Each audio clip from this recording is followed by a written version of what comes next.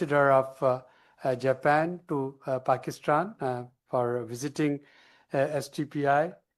His predecessor, Mr. Wada, used to come here quite often, and we formally welcome you to STPI, Sustainable Development Policy Institute, which is Pakistan's leading independent policy think tank, almost 33-year old now.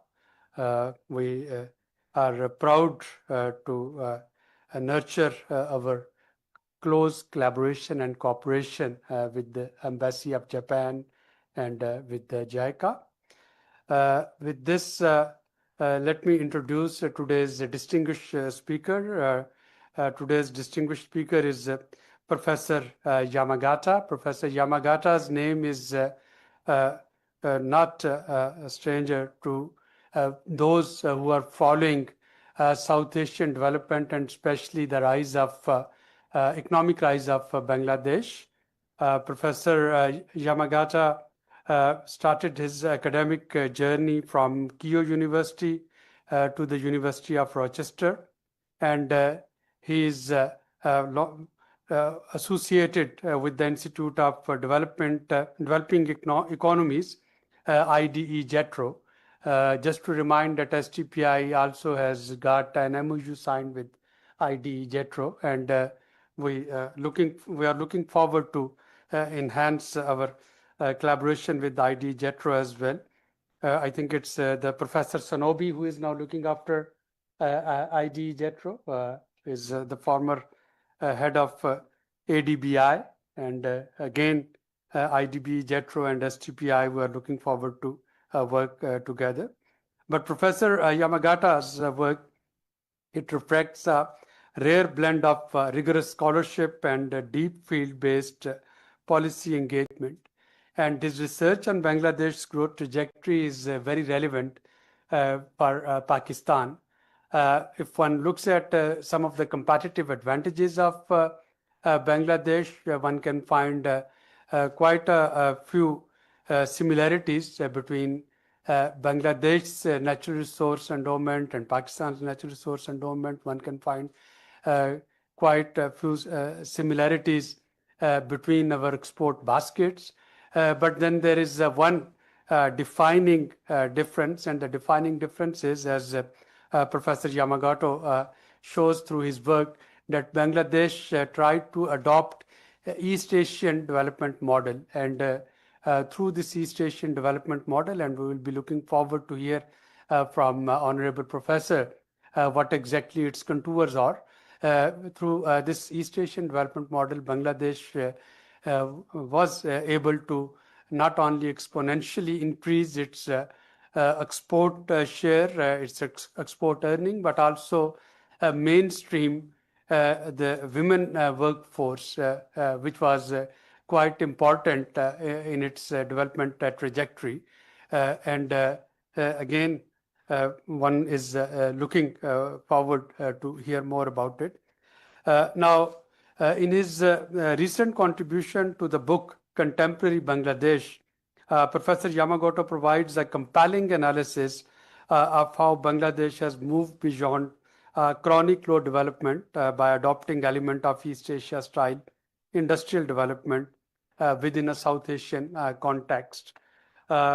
This perspective is particularly relevant today as policymakers across the region they grapple with questions of inclusive growth, of competitiveness, labor markets, and resilience in a changing global economy.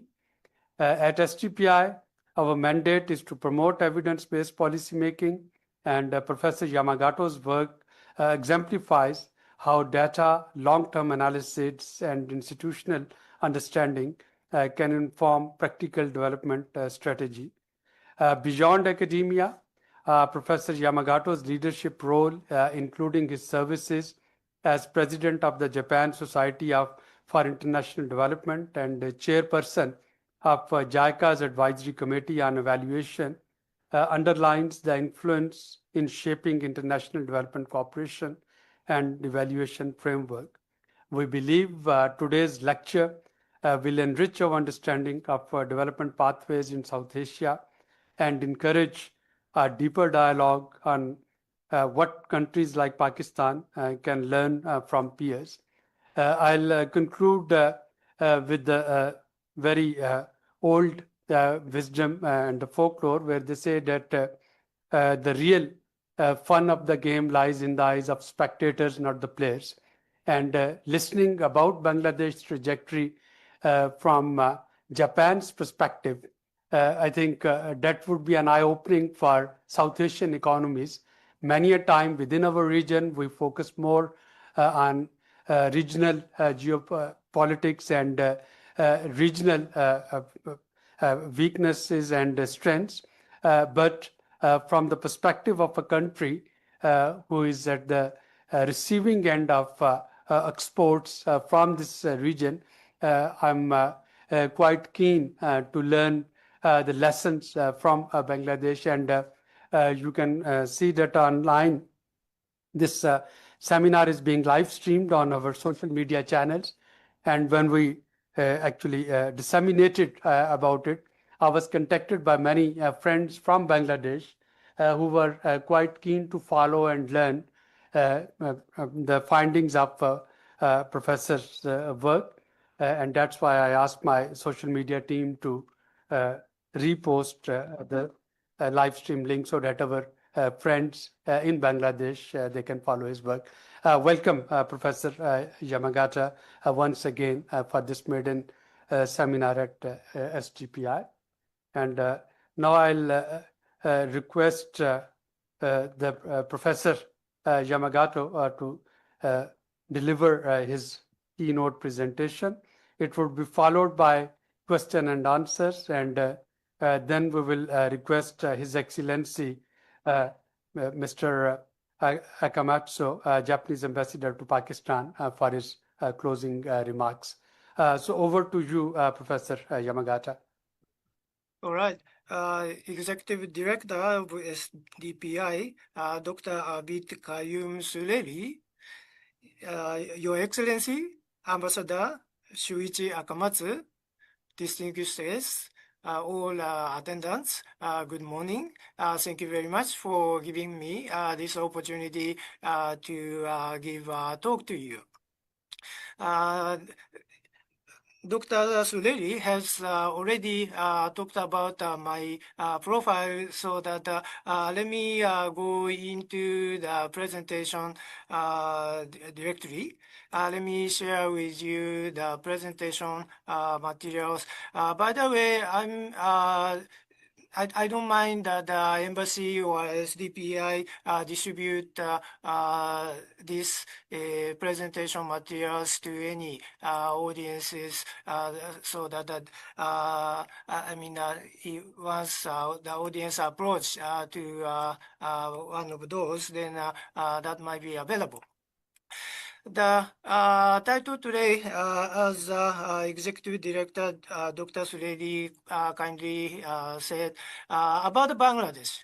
Then the title I put is Bangladesh as an East Asian country. Obviously, Bangladesh is counted as a South Asian country, but today I'm arguing that its pattern of industrial development until this point of time have a certain similarity with those of the East Asian countries.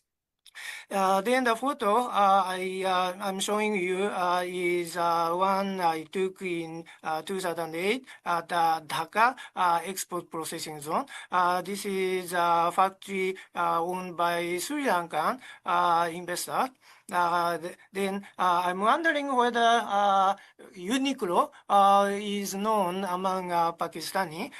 This particular factory got an order from Uniqlo, then deliver products to Japan. So that wearing apparel is obviously one of the focal commodity today. This is the table of contents. So let me firstly talk about myself. But again, executive director has already talked about myself, so that let me skip some of those things he has already talked about. One thing I want to emphasize is that I was a visiting fellow at the Bangladesh Institute of Development Studies for 1 year. Since then, I got some opportunity from the Ministry of Foreign Affairs of Japan to be involved in certain projects on the Bangladesh, as well as evaluation of ODA on behalf of the MOFA. Then JICA. That's my background. Now, let me talk about the motivation of this talk as well as research.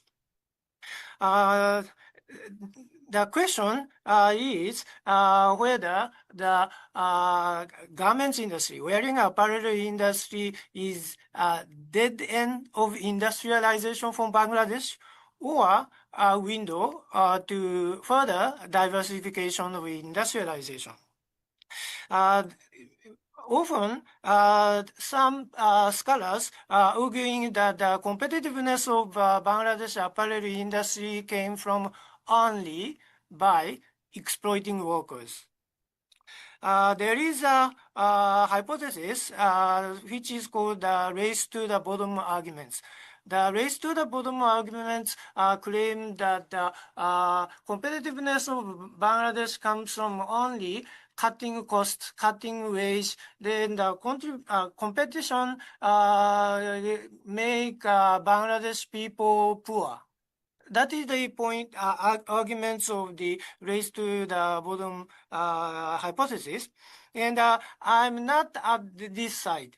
I'm against these arguments, partly because I have seen certain trajectory of the industrial development of East Asian countries, such as Japan, Hong Kong, Korea, Taiwan, Thailand, the Philippines, Vietnam, and Cambodia, which had certain similarity with the industrial development of Bangladesh. That is what I want to argue today.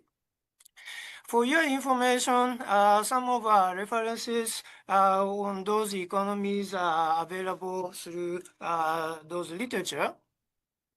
Then, again, as Executive Director Dr. Sureri correctly said, Bangladesh and Pakistan have many aspects to share as well as to compare.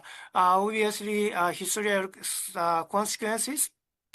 Then, on the global value chain, in particular, the textile value chain, Pakistan is believed in the upstream sector, such as spinning, weaving, while Bangladesh has a competitiveness in the same value chain, textile value chain, however, in the downstream sectors.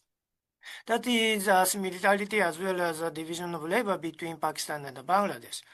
Then, in social sector, there are certain observations that Bangladesh has been catching up in some aspects of the social development. So those are the points of comparison between Bangladesh and Pakistan. Now, I'd like to show certain achievements of Bangladesh made so far. One is about income, health, and education issues. Probably Pakistani audience have already known that catching up of Bangladesh in these aspects. Then, female women's empowerment is also observed through these indicators. Then the second achievement in the industrial development comes from garment wearing apparel sector, and it is export oriented. Then the main capital is from local economy, not from foreign countries. Then the orange thick line shows total exports, and garments blue, which makes up more than 80% of the total exports from Bangladesh. Then the competitors to Bangladesh in big markets such as EU, USA, Japan are China and Vietnam. Firstly, to EU market, you might find that Bangladesh is gradually catching up to China. Even though China is still entertain the greatest, the status as a top exporter. Then turning to USA, the second competitor to China is Vietnam. Bangladesh is the third or fourth. Still, Bangladesh is known as emerging exporter to the market, greatest market as one country. Then to Japan as well, Bangladesh, Vietnam are catching up in terms of the exports in garments. Then now let me come to the issues of the race to the bottom question, whether Bangladesh workers benefit or Bangladesh workers suffer. It is a point of exploitation. The race to the bottom hypothesis, exploitation hypothesis might be true up to the year 2005. From the mid-1980s to 2005, the increase in wage, in fact, brown thick line shows minimum wage to wearing apparel garments industry, and during the 20 years, 2 decades, there is almost no increase in minimum wage. Then, because inflation comes in, so that the real wage, which is shown in dotted blue line, has a certain decline for 1985 up to 2005. However, after that, gradually the government of Bangladesh raised minimum wage from time to time. You see that the rapid increase in minimum wage is obvious. Then even inflation is taken into consideration. Still, real wage in dotted line is growing. So let me show the trend. The trend in real wage from 2005 to 2023 evidently shows upward sloping, so that since 2005, workers in Bangladesh has been benefited. That is what I want to emphasize for Bangladesh workers. Then the third section is about the theory or a certain framework to understand what's going on behind these observations. My framework is simple, which is static comparative advantage theory with certain dynamic aspects with capital accumulation. I learned that there are many economists in this audience. For those people, this argument might be very obvious. Bangladesh with resource endowment are East Asia. So resource endowment and trade performance is a topic of the Heckscher-Ohlin theorem. So that's what I'm going to talk about. Natural resource endowment conditions of Bangladesh are close to that of East Asian countries. Firstly, I want to argue that obviously the map of South Asia and East Asia. Then mainly, I mean the East Asian countries, historically, there are some impressive economies of which population density, which is a reciprocal of land-labor ratio, so that the population density is high and the land-labor ratio is low in East Asia. Then typically South Asia land-labor ratio in the past was very high in comparison with some of East Asian countries. Then the competitiveness will goes to labor-intensive products because labor abundance in East Asia. I'm saying that because in East Asia there are some labor-abundant, land-scarce economies, those economies were likely to have competitiveness in labor-intensive industry, labor-intensive products.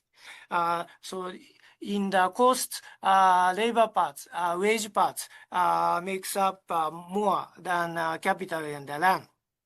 Then that is based on Heckscher-Ohlin theorem. This is very much classic. Then now I'm adding capital accumulation to this landscape. Once we add capital in this framework, then in many developing countries, capital is also scarce. So in East Asia, land is scarce, labor rich, and capital is scarce. That is initial condition for East Asian countries. Then the competitiveness lies in labor-intensive industry by static comparative advantage. Then ready-made garments, assembling of electronics, footwear, even shipbuilding might be included in the competitive industry as with labor-intensive nature. Once those economies, for example, East Asia, become richer, then capital also accumulated, so that those economies turned out to be capital rich as well as labor rich, while land scarcity remains. Then the industrial composition might change more for capital-intensive industry. Then steel, chemical, automobile, those sectors were counted as a competitive industry. That is how East Asian countries achieve industrial development. Then Lima, Lal, and Mint was some of the works which I refer for this idea. And Japan, Korea, Thailand, Vietnam diversified industrial structure along this story. Then now I turn to the Bangladesh current landscape. Then first research question is reproduced as a title of this section. Then I'm arguing that the certain diversification with industrialization beyond ready-made garment industry have been already made to a certain extent. Symbolic to sectors which achieved certain success is electrical appliance and transport equipment. Let me give you details. One of leading company of Bangladesh, which make expansion not only into domestic local Bangladesh market as well as export is Walton. Walton produce refrigerator, air conditioner, mobile phone, mainly to the local market. However, Walton has already exports compressor of refrigerator and air conditioner to Europe.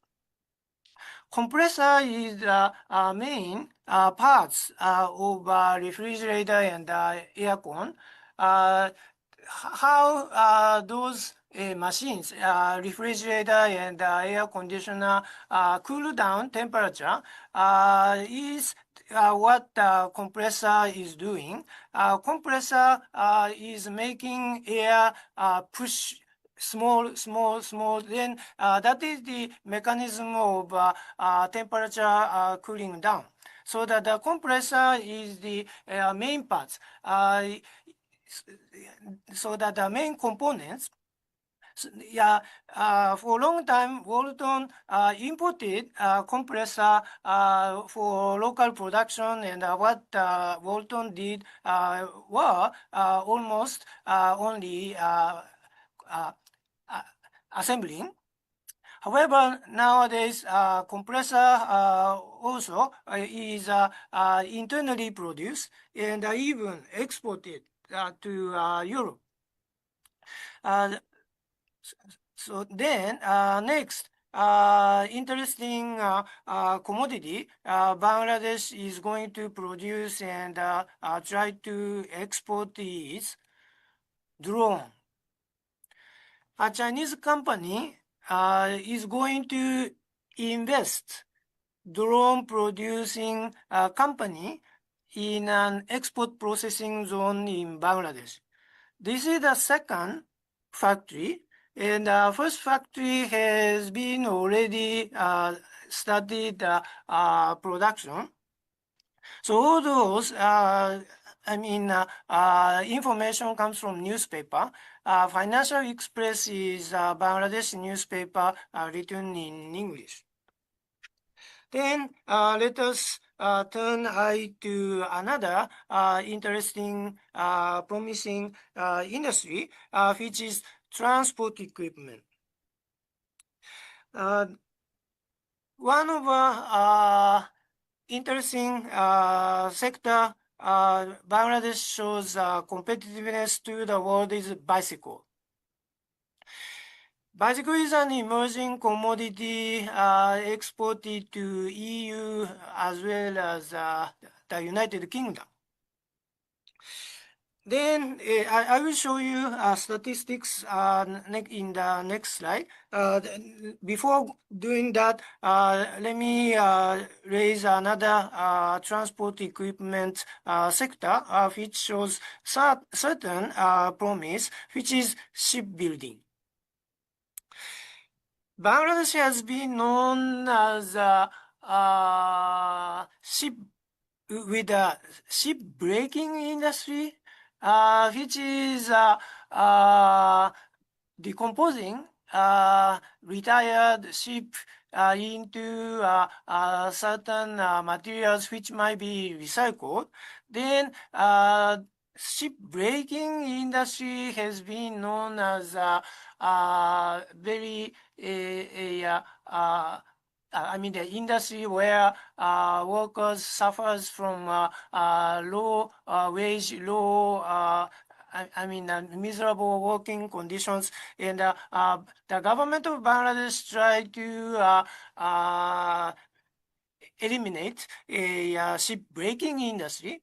However, the experience of having a great shipbreaking industry seems to be useful for Bangladesh to turn more to shipbuilding industry. Then large ship has been exported to Europe as well as the Middle East. Some of our European companies started investing into Bangladesh.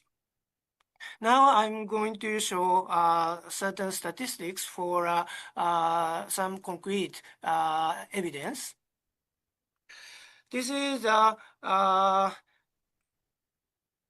chart of bicycle exports to EU. I got this data from the EU's database, Eurostat.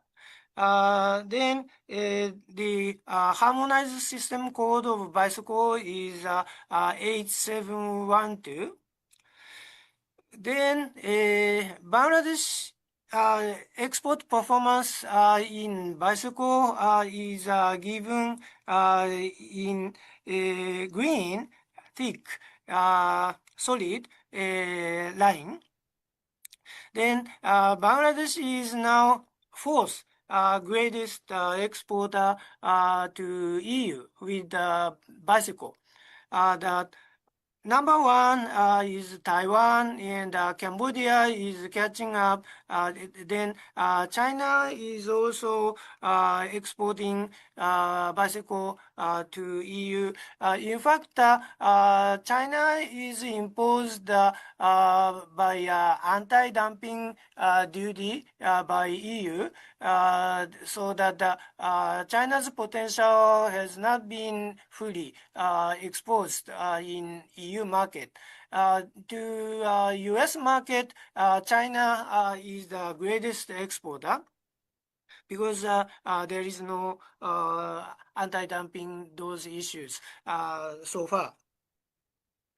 So that this is certain potential for Bangladesh in exporting bicycle. Then again, this is a summary of EU imports from Bangladesh. The greatest share comes from the textile and textile articles, garments. Then machinery is still small. Out of machinery, the great part comes from transport equipment. Out of transport equipment, bicycle is dominant. So bicycle is counted as a main export article in machinery to EU. Finally, this chart shows certain growth in interesting sectors as well as traditional classic exports. This would be the final chart for me to give you in terms of the empirical statistics facts, so that let me talk, explain this taking time. So let me use certain I'm sorry, there is no line drawing method, so that okay. So firstly, the dotted line above in black is the wearing apparel garments. By the way, the vertical axis is in log scale, so that growth rather than the scale of the variables would be easily found. Firstly, the above dotted broken black line stands for exports of garments from Bangladesh to all over the world. Then the second dotted blue line shows trends in exports of jute. In fact, jute and tea, coffee and spices, but tea is dominating. Tea and jute are counted for Bangladesh as traditional commodities. So blue dotted and green dotted line incorporating exports in terms in jute and tea.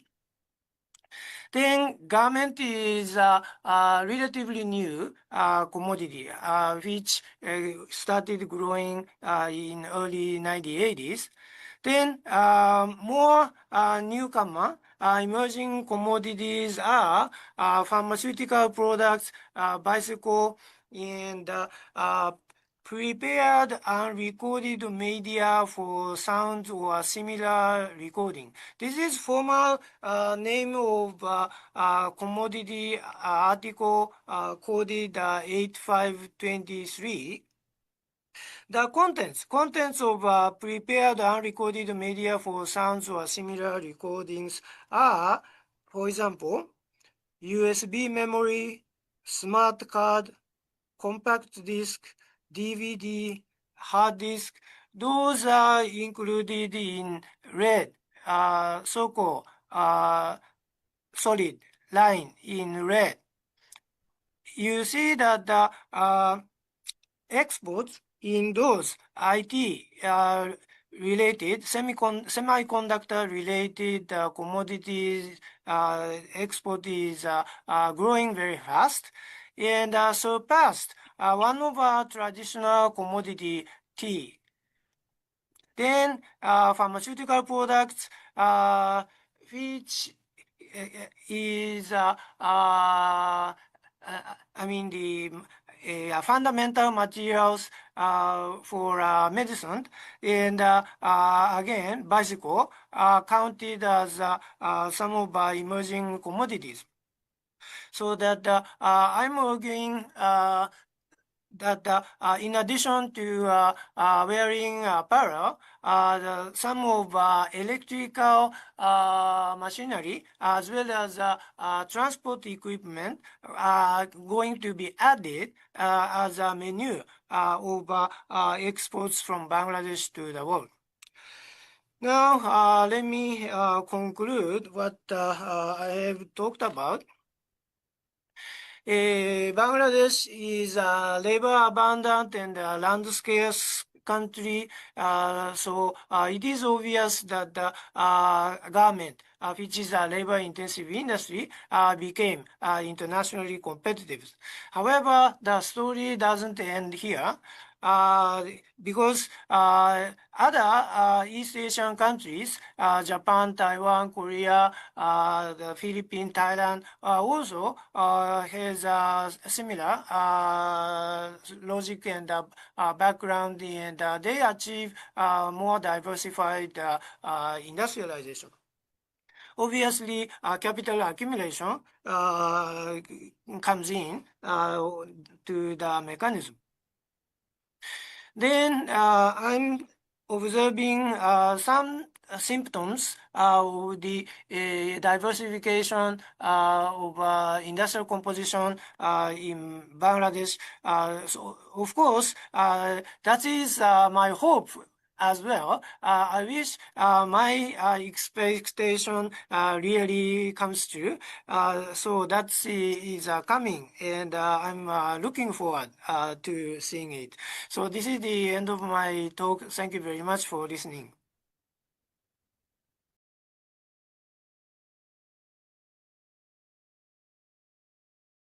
Thank you very much, Professor Yamagata, for not only introducing the trajectory of Bangladesh's growth, but also the contours. For me, the fact that Bangladesh is exporting bicycles to Europe, that was quite fascinating. This was a sector where Pakistan had a competitive advantage 20, 30 years ago, but over the years we have lost it. Your framework of land, labor, capital, and how in different steps economies they graduate from primary exporter to the exporters of more secondary and tertiary items. That is also very valid. We'll be opening the floor for question and answers, but just wanted to ask one question before I open the floor, and that is Bangladesh status being LDC, least developed country. That has been providing Bangladesh with the competitive advantage. We know that in November 2026, Bangladesh's LDC status would be graduated, and Bangladesh will become a developing country, although with the protection for smooth. So, do you see any impact of this graduation from LDC to a developing country in Bangladesh's growth trajectory? Because whenever we talk of Bangladesh's rapid growth, one of the arguments that is brought in South Asia is pointing to its LDC status that provides it with the competitive tariffs and no quota restriction in many of the export destination. But that is one question. What I propose, we can take 3 questions in a round. You can respond the 3, and then we can go for the second and third and fourth round. The floor is open. If you like to ask questions, please raise your hands. And yes, Dr. Nasir. Yeah. Thank you, Professor, for a very informative presentation. I have one question. You talked about the diversification of the Bangladesh economy, but when I look at the table of the exports, it shows that it's more like a monosectoral export, because 94% is garments. Do you think that from economics perspective, it increases the vulnerability for any economy to be dependent on a single sector up to the 94%? In case of, God forbid, any economic shock or another shock happens, I see it more vulnerable and least diversified. Would like to be educated from your perspective. Thank you. Ji Irfan.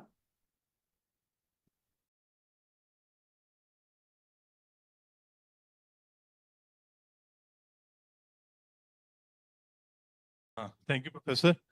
Just linking it with Nasir Saab's question, I also would like to know that how has Bangladesh been performing in terms of productivity?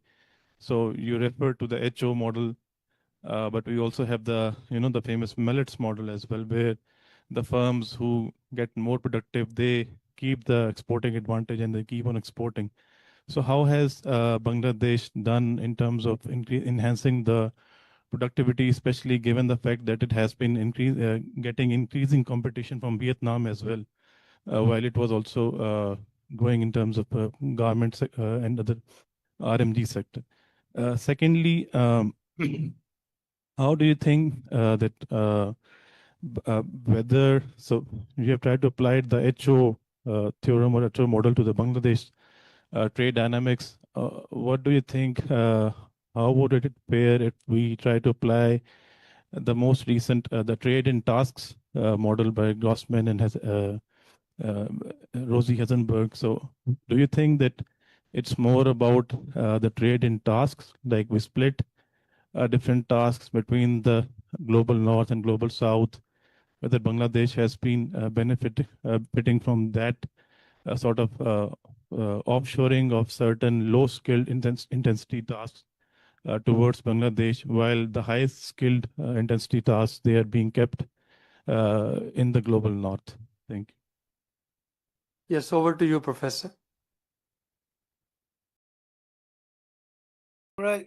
Thank you very much for the question.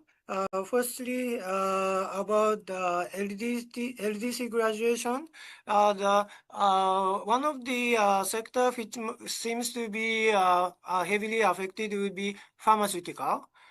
Because pharmaceutical industry seems to entertain some of preference because of the LDC status, so that the pharmaceutical industry need a certain reorganization. Then, as long as ready-made garment industry is concerned, I think that this industry is in a sense robust. You might remember that in 2013 there was a Rana Plaza collapse. Then the reputation or concern on the labor conditions went to whole Bangladesh RMG industry. However, there was no alternative to Bangladesh at that time. Some of, in fact, Ethiopia, Madagascar, those might be catching up with Bangladesh, but that is not much capable to take over the role of Bangladesh. And you might admit that China is not the country anymore in specializing in labor-intensive products. So that China is graduating from the very, very labor-intensive parts. Then Cambodia, in terms of the scale, it's small. So that Pakistan or India could be joining Bangladesh to fulfill the gap. But at the same time, Bangladesh is considering certain makeup to address LDC graduation issues. One is Economic Partnership Agreement, EPA. Japan and Bangladesh recently has agreed in conclusion of EPA. Then certain tariff reduction has been incorporated in EPA, so that in the local economy, many are saying that they won't postpone LDC graduation, but gradually, I think the Bangladesh economy is ready to accommodate LDC graduation issues. That is the response to Dr. Sredi's question. Then the second question is about the diversification. Today, I'm talking about symptom of diversification rather than the facts of achieved diversification. I admit that. I'm watching investments from various countries. And one thing impressive to me is China's investment. China's investment into Bangladesh. There are differences between Bangladesh and Cambodia, which are both apparel competitive countries. Cambodia Cambodia accept foreign direct investment very much into the garment industry. Bangladesh do not. Bangladesh doesn't. Bangladesh keeps local investments into the garment industry. However, recently, to electrical machinery industries, China's investment, in terms of the scale, the amount is not many. You know that the amounts in FDI in terms of volume goes to resources such as gas. So that the investment into those resource industry counts very much in comparison with the labor-intensive industry.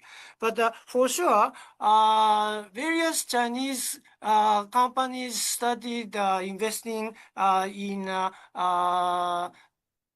the electrical machinery, drone, toy, plastic industries. So that even though diversification has not been achieved yet, has not been observed in statistics yet, I'm arguing that the symptom is now shown. That was my point.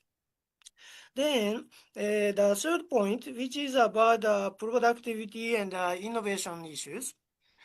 I intentionally omitted these issues in this presentation because for me, Bangladesh development has not been explained with innovation.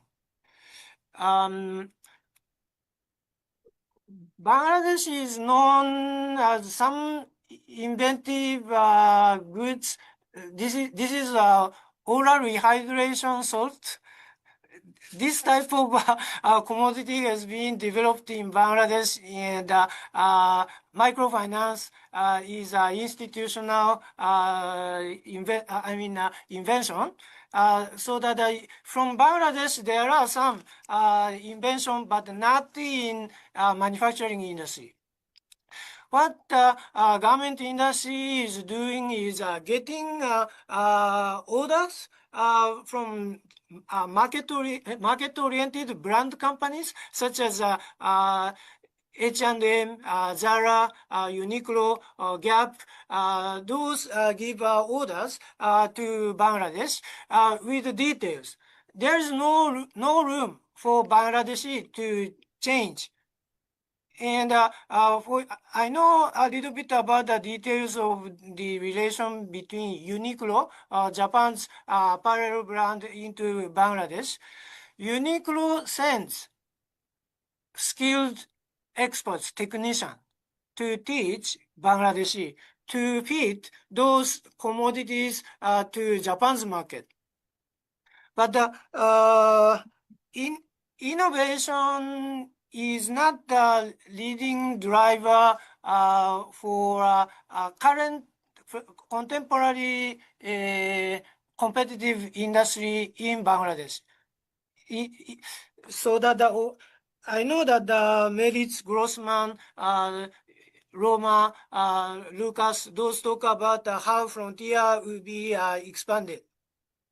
Then that might be applicable to most of companies in high-income countries. But in the case of Bangladesh, Bangladesh is now entertaining advantage of backwardness, catching up by mimicking, imitating those techniques frontier. So that today I talk about one story. And one story with capital accumulation and static comparative advantage. That is classic and very old, I know. but innovation issues might be added. That might go one by one. So that is the point I have in mind. Thank you very much. Thank you. In the second round, I have Zainab, I have Ubaid, and Maheen.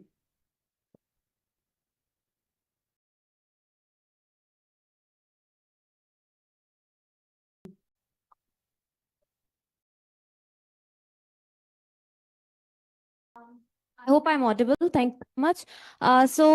My question is regarding that since Bangladesh is engaged in ready-made garment textiles trade, but now because US, China, UK, they're also the largest exporter of used textiles, and Bangladesh is one of the importers of used textiles. So, what potential do you see in context of, because there's pressure around recycled garments and upcycling the textile waste, what potential do you see in the local SME sector in Bangladesh in this context around recycling innovation or circular textile innovation? Can it become a market or hub for the countries that need to manage their textile waste?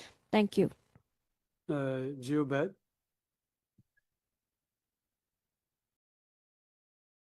Yes, sorry. Yeah. Thank you so much, Professor. So yes, I mean, looking at Bangladesh export model, you also kind of show that it's heavily textile dependent and also kind of EU facing, just like the stat that you mentioned is that 94% of its exports to Europe is the textile and the apparel. Now, speaking of the recent developments, particularly around the newly introduced export compliance mechanisms, such as the EU's carbon border adjustment mechanisms. Now, although, I mean, textile is not formally covered under the CBAM right now, but these CBAM type carbon disclosure and pricing will expand over time, coming to other sectors as well. So, although this is a sector, but in your view, how would you weight Bangladesh competitiveness in this sector through a CBAM lens? And how is Bangladesh preparing itself institutionally, industrially for a CBAM compliance style? So, thank you.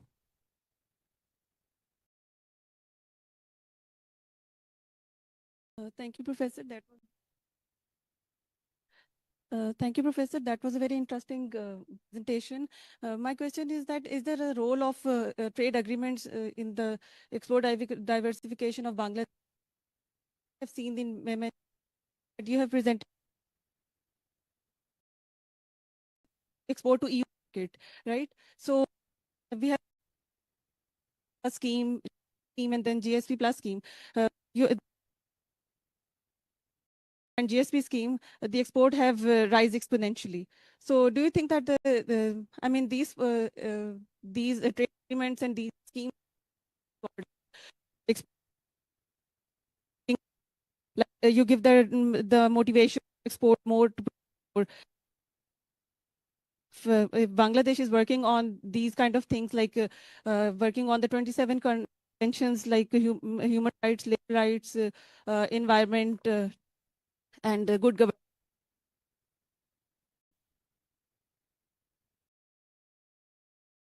Do you think that these are the motivation behind those export diversification for Bangladesh? And can we take the online question from Ali Salman sir? Ali, are you online? If you can unmute, Mr. Ali.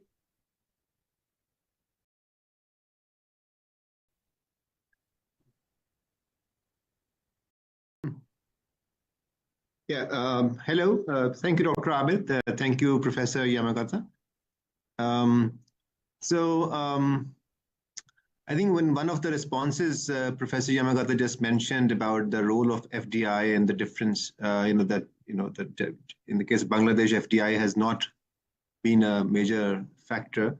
But as far as I understand, East Asia, in Malaysia, in particular, FDI has played a very important role. So it's like FDI-led export model.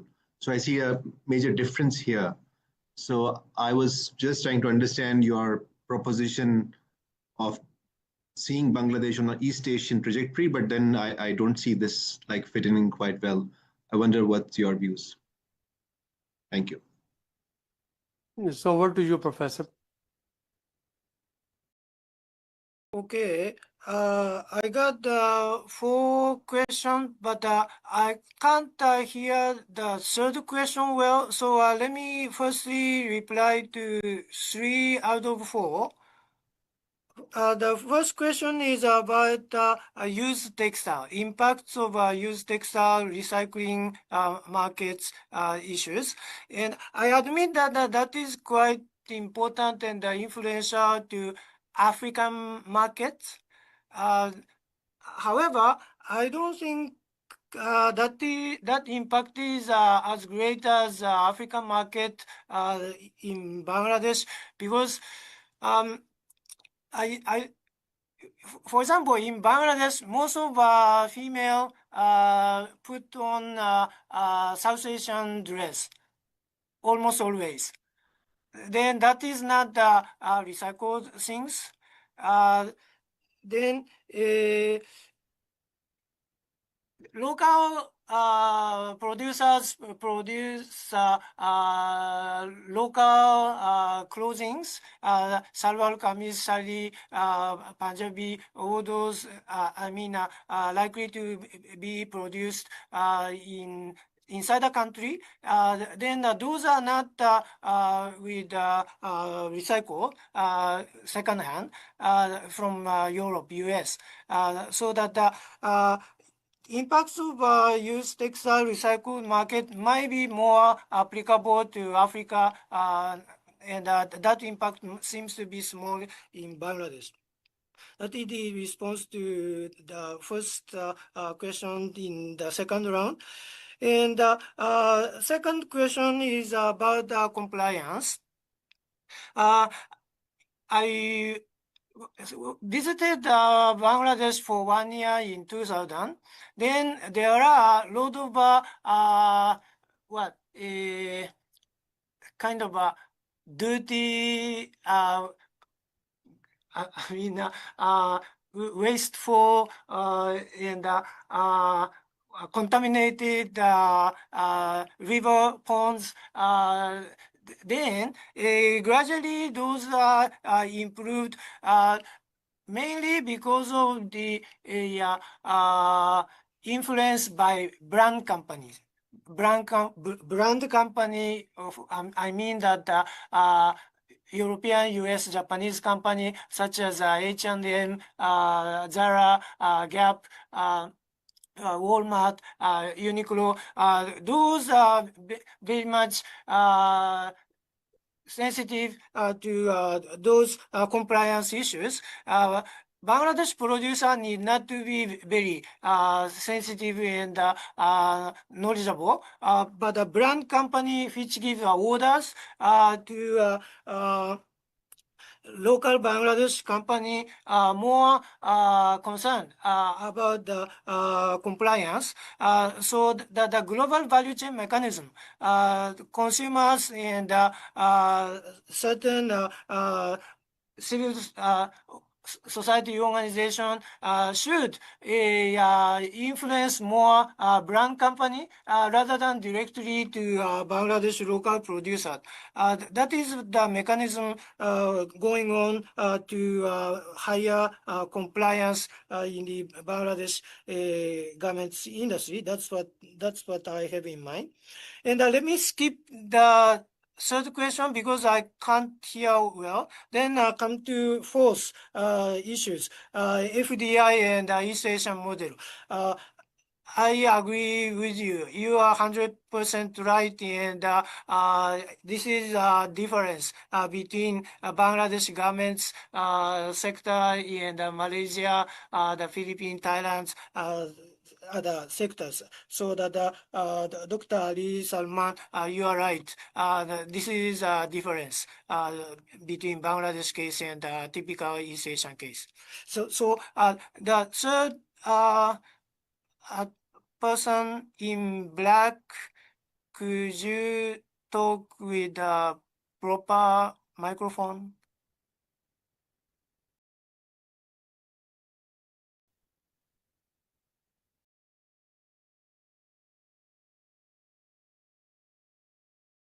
Am I audible now? Yeah. So my question was regarding the trade agreements and international trade schemes like GSP plus scheme, GSP scheme. So we have seen that in your data, like the trajectory was after that schemes, right? So for the case of Bangladesh, is those scheme work as a motivation to work on their trade competitiveness and export competitiveness? Like for that, you have to work. Bangladesh have to work on the 27 conventions, which includes labor laws, human right laws, environment, and good governance, right? So you have showed the graph of the minimum wage. So it is also include in that one of the convention that you have to pay fair to all the workers, right? So do you think that these trade agreements and these schemes work as a motivation for being more export competitive in the international market or factors as well? Professor, if I can take 2 more questions and then we can come to you. Umar? Thank you so much, Professor, for your wonderful presentation. So my question is around the cottage industry. As we can see that when we're talking about the industrial development and export, the role of cottage industry cannot be ignored. So my question is, as an observer of the Bangladesh economy, what you can see that the cottage industry, there are some hurdles like lack of access to the finance, technology, and lack of skills. So what you suggest that the Bangladesh can uplift these hurdles? Thank you so much. Yes, please, Jia.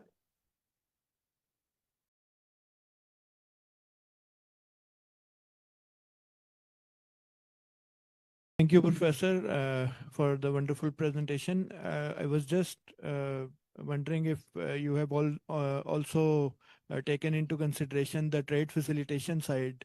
Like, for example, have they enacted a single window digital platform? And on the other side, what I've read is that they have worked on export development schemes that have really worked out. Like, for example, manufacturing in bond has been made a case study for Bangladesh. So what type of government interventions have affected their export competitiveness? Thank you. Yes, sir. Back to you.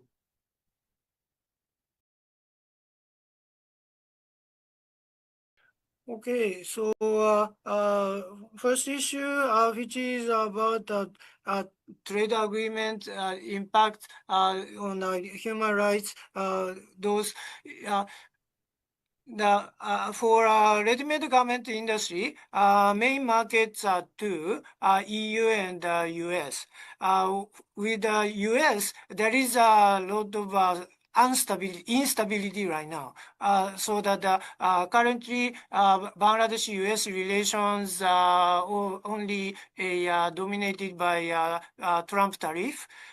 So that so let me skip US issues. Then EU continuously try to persuade Bangladesh develop more proper labor-related law and allowing labor union more widely, so that the EU's pressure seems to work. That's what I observed on that issues. Then the second issue is cottage industry. Cottage industry is like a small, medium industry, okay, and need not to be exportable. I had an experience to visited various factories, mainly export-oriented. But in many cases, next to export-oriented factory, this is already small. There are certain local garments industry which produce for local markets. So that those are likely to reside, side by side.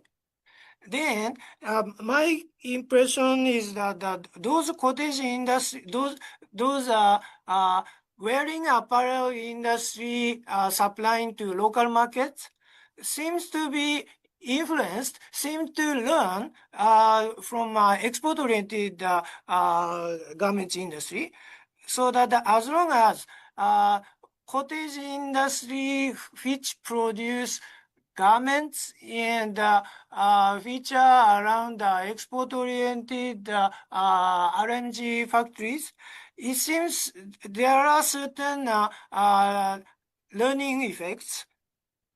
That is what I observed in Bangladesh. Then final question is about government intervention. Bangladesh has used bonded warehouse and back-to-back letter of credit preference to avoid paying tariff to imported material, so that those without doubt help the Bangladesh RMG industry made a success. Very recently, there seems to be a conflict with the local textile industry, which doesn't like bonded warehouse facilities. So the current interim government seems to favor the textile industry. Then bonded warehouse facility seems to be weakened. So that I want to see what new elected government after February will act. So for sure, some of our government intervention on tariff reduction, those worked. That's what I can see. I can say. Back to you, Dr. Suledi. Gee, the final round, if I can see the question answer on the screen, I think there is one question posted here. Okay, it's from Ali Salman already. That has been taken care. Any last question from the audience? Yes, please.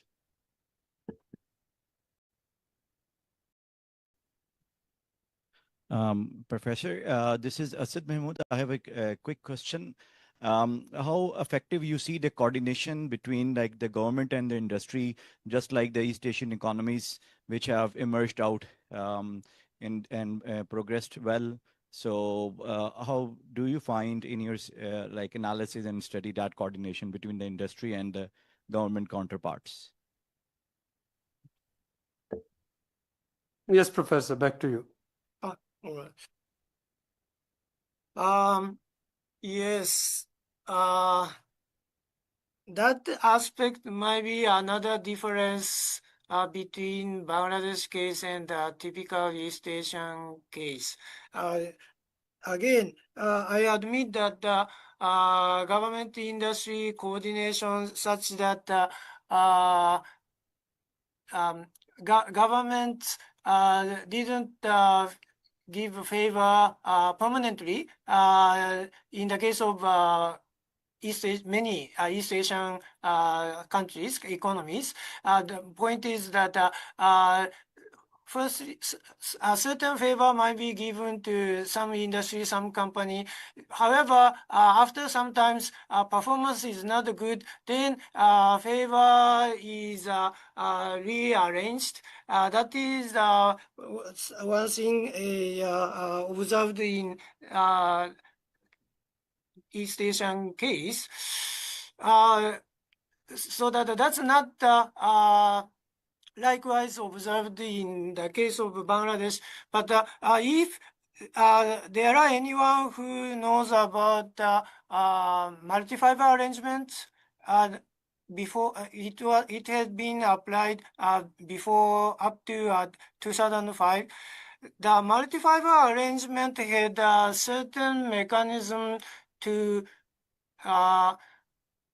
compete exporters in the way that those who increase exports likely to get more quota as long as the companies are concerned. In that way, certain mechanism incentive mechanism to favor someone who succeed in expanding export were there, even in the quantity restriction, so that certain quota distribution mechanism might be considered as a government industry coordination mechanism. But that's not as much as observed in East Asia, that's for sure. Thank you very much, Professor Yamagata. Before I come to the speech by His Excellency Mr. Akamatsu, please join me in giving a round of applause for our guest speaker.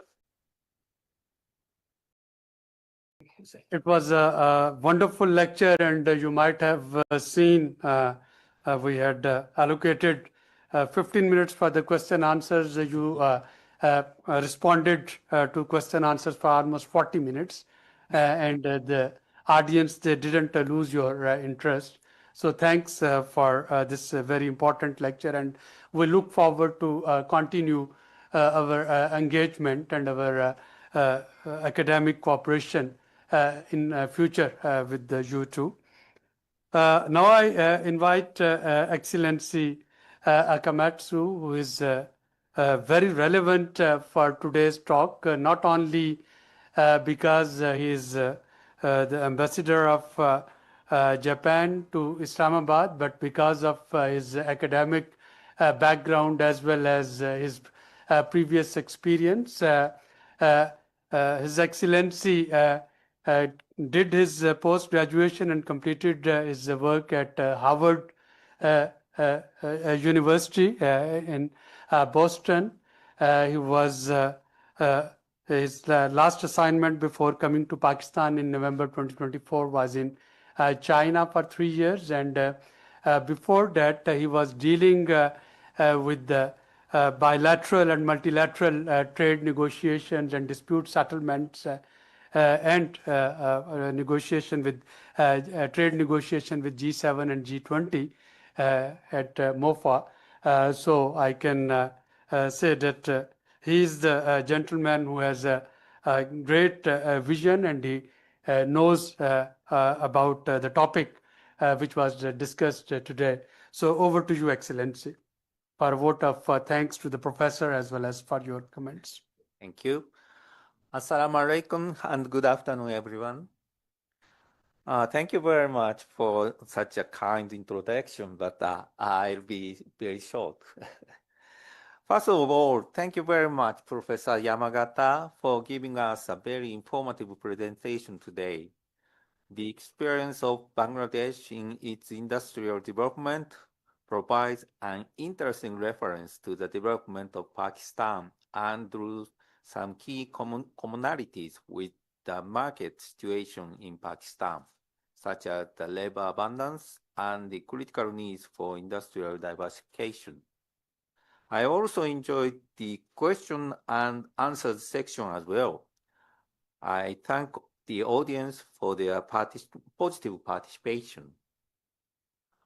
As Pakistan faces rapid population growth, I see that the corresponding opportunities need to emerge to seize the benefit of labor abundance. How do we create opportunities that attract the labor force and that contribute to the economic growth, which remains a challenge? To that end, Professor Yamagata's presentation walked us through the overview of the industrial development in Bangladesh and the conditions and patterns observed in a case where abundance of labor plays a key role. I would also like to convey my sincere appreciation to SDPI for hosting this event and helping us to organize this seminar.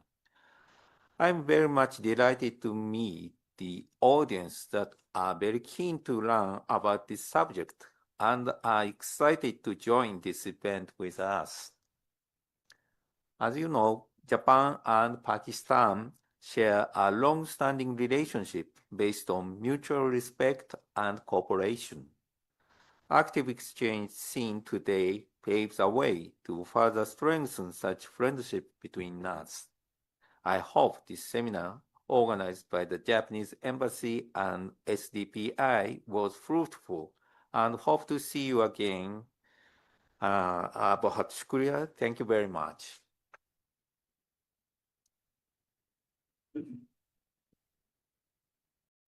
Thank you, Excellency, for joining hands with STPI for organizing this seminar.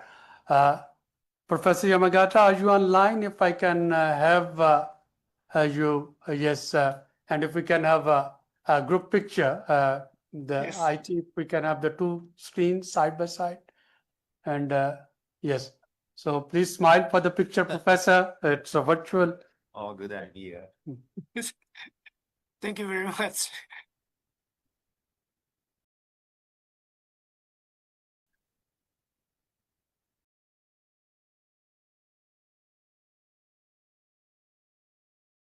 Thank you. This seminar, as we told you, that it is live streamed and its recording would be available on our social media pages as well as on STPI's web page for further dissemination.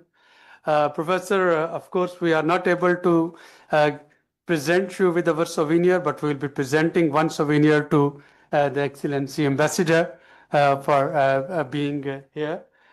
Sir.